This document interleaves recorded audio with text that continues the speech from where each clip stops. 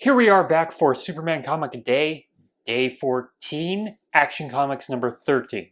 Yeah, it's going to get confusing to me as we go on. And today we finally have our first supervillain. Actually, the first ever supervillain. But before we get to him, and we will get to him, I've possibly teased him over like 2 weeks at this point. I would like to bring up something I've been ignoring in these issues that has become a constant. The first panel of every Action comic for the past, 7 issues has been a one big panel that takes up about a third of the page. It's usually like a teaser for the rest of the story, or showing Superman doing some sort of feat to give us an idea of who Superman is.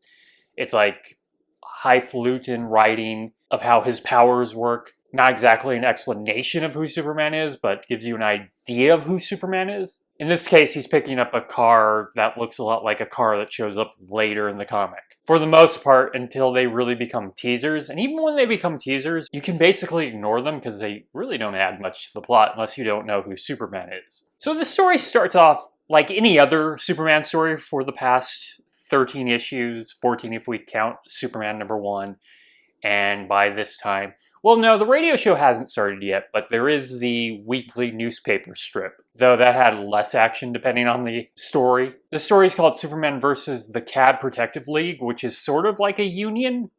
I don't think it's actually supposed to be a union, but it's a front for a racketeering business. They essentially go around to each cab company threatening them or sabotaging them unless they give money to the collection agency. So extortion, racketeering, mob payments. It's a mob story. It's a mob story we've kind of seen already. But this story will become special in a moment. So Superman becomes involved. You know, Superman, bright blue costume, red cape, Superman. He stops a member of the Cab Protective League from shooting the owner of another cab company. He tries to shoot Superman, but Superman grabs the end of his gun and crushes it. At least this is different than being shot and the bullets deflecting off of him. Superman then grabs this guy and starts jumping him towards where he was going to meet his fellow members. Now, up until this point, I have no complaint about Superman. He hasn't done anything crazy like destroy slums or kidnap a football player. And this might not be in the league with those other two things. The racketeer he's carrying pulls out a knife.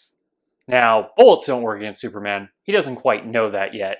A knife is really not going to work on Superman. So he tries to stab Superman with the knife, but the knife just breaks. Superman is so distracted by a knife breaking on him, something he should barely even be able to feel. It does nothing to him. He misses the building he's trying to jump on. Well, he's short to the building he jumps on, so he has to catch himself on the side of the building and drops the racketeer. Superman just lets this dude go, and he plummets to his death, which is maybe the most anti-Superman thing I can think of. I'm pretty sure he could have jumped down and caught him too, but he doesn't seem to care or have any sort of remorse about this. This Golden Age Superman, not a fan. I really like it when he saves people, no matter who the hell they are. Just so happens he drops him right next to his two buddies he was about to meet. So they think he's committed suicide because none of them look up to see Superman hanging from a rooftop. Though this is a story where people don't quite know who Superman is. It's debatable. One of these guys is named Mr. Reynolds, and they go back to their cab company to call and make threats to another cab company. Superman instead comes in and they shoot at him, so now we're hitting the usual Superman bits. He then threatens them until they destroy their own cabs. So he stands there and watches these guys use Sledgehammer to destroy their own merchandise and put themselves out of business.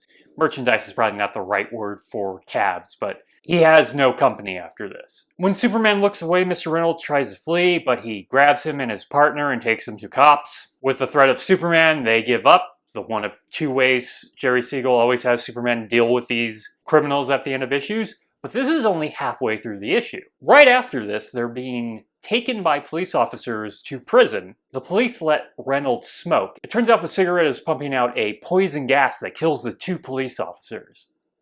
Why it doesn't affect Reynolds when he's actively smoking the poison? Don't know. Maybe some sort of antidote. It's not explained. Superman hears that he's missing and goes out looking for him. He finds the police car parked at a cabin. He enters and sees Reynolds sitting there. And this is where we meet who Reynolds is actually working for. This is the twist of the issue. They are not exactly mobsters. Well, he is, Reynolds is. But they are working for an actual supervillain, the Ultra-Humanite. Have you ever heard of the Ultra-Humanite? Maybe if you're a Superman fan. I know him as mostly as a guy who put his brain in a gorilla or an ape. Not like that yet. And really, he's just a prototype for Mad Scientist Golden Age Luthor, who will be coming in about 10 issues. And once Luthor is introduced, the Ultra-Humanite basically goes away. And I was going to have some sort of joke about how no one cares about the Ultra-Humanite and he never gets used. Then Grant Morrison had to bring him back in the latest issue of The Authority, which will tell you when this video came out in relation to actual comic books. But yeah, the Ultra-Humanite has returned and Morrison has found an interesting way to use him. But we're not talking about that issue. So the Ultra-Humanite's a bald man in a wheelchair. He doesn't quite explain what happened to him. He had some sort of scientific accident that left him in a wheelchair. I don't even think his hands work quite well. But he claims to be the most intelligent man in the world. I doubt that. And we'll find out very quickly. He knows who Superman is and doesn't seem all that worried about Superman. And he releases some sort of blast at Superman. It kind of looks like an explosion. And if it is an explosion, Superman's maybe standing 5 feet away from both the Ultra-Humanite and Reynolds. But the explosion does nothing to them or any damage, but it does knock him out. We have successfully knocked out Superman. Something has done something to Superman. It was not a bursting shell, though. It is said that it was some sort of like electricity blast, which I guess wouldn't have an explosion, but it's not very clear in the art. The Ultra-Humanite claims that it could have killed about 500 men, and all it really did was knock out Superman. There's not even a mark on him. But we can add a lot of electricity to what can hurt Superman. I feel like that's more specific to put in his introduction than a bursting shell. That's me. This is where I don't believe the Ultra-Humanite's intelligence, because he has a plan B to deal with Superman. What's his plan B? He's going to put him on a table saw. Now, usually plan Bs are crazy or maybe an escalation of plan A. I feel like if you know bullets don't work on Superman, and you saw a big blast that can kill like 500 men did nothing to him, what the hell is a table saw going to do against Superman? This feels like they just had the table saw around. Like, yeah, we have a table saw in this cabin. We'll toss Superman in there, see what happens. If I had nothing around, I would probably just bury him alive, because that's a hard thing to get out of. And if he does get out of it, we find out he's strong enough to push 6 feet of dirt off himself, and we find out he can't die from suffocation. You actually learn something from this. I don't think you learn anything that other than a table saw doesn't work on him, which you should have already known from everything else you tried on him. So yeah, they put him on the table saw. The saw blade immediately breaks when it hits Superman's hair. It breaks into pieces and the sharp nails shoot out, hitting Reynolds in the neck, killing him. The Ultra-Humanite has no other plans, but luckily he has some other henchmen and they get together and get on an airplane, which Superman didn't see when he was coming in. Weird, where was that airplane hiding? Superman wakes up and he goes right after the airplane. He hits it, causing the airplane to crash. He in no way tries to stop the airplane from crashing.